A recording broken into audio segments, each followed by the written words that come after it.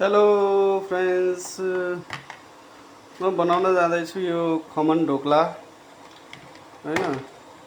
यसको यो प्याकेट छ। यो खमन ढोक्लाको प्याकेट हो। कहीँ पनि मिल्छ हैन। नेपाल हो चाहे यही इन्डिया, चाहे दुबई, मलेसिया, कतार, कहीँ पनि यो खमन ढोक्लाको प्याकेट मिल्छ। यसलाई बनाउनको लागि यो लगभग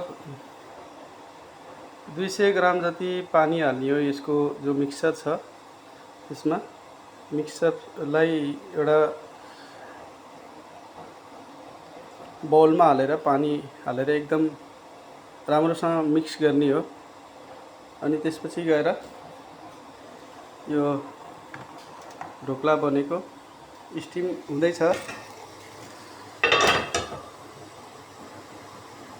ढोक्लाको भाँडोमा तेल या घिउ लगाएर यो जो बेटर हो यसमा हाल्ने हो। अनि यसरी स्टिम गरी 15-18 मिनट स्टिम गरिसकेपछि यो कम्प्लिट हुन्छ। अनि यसको चासनी बनाउनु पर्छ हैन। पहिला तेल हाल्ने, तेल हालेर यसमा राई मिक्स गर्ने, मतलब राईमा छोक लगाउने।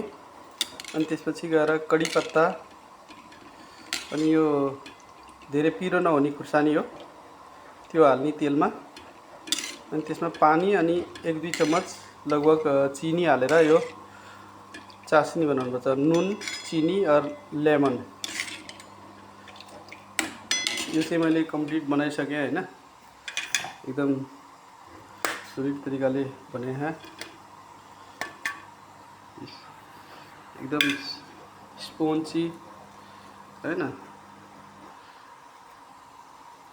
ढोक्ला हो यो, नास्तामा पनि खान सकिन्छ अनि बेलुका पनि खान सकिन्छ, जस्तो 5 बजे 4-5 बजे करिब।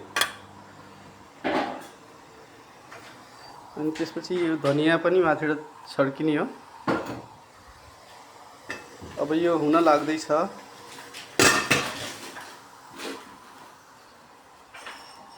यस्तै नयाँ नयाँ टिप्सहरूको लागि फलो गर्नु होला।